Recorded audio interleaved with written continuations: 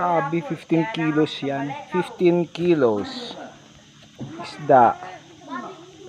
15 kilos. Ito is 9.5 kilos. Yan. Rumpi. Yung tawag dito, malaki. Bunganga. Bunganga niya naka pa. Nakanganga. Rumpi. Yan, sinisira.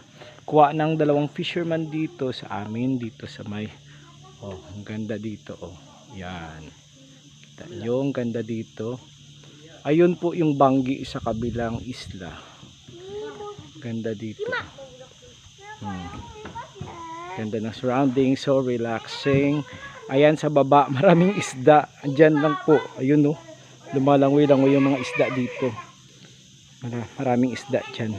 Dito lang, malapit sa may pier ng dito po. Ito yung cage ng lobster. Dyan po. Ito po. Ang ganda dito ng view, so relaxing. Ito po yung bodega.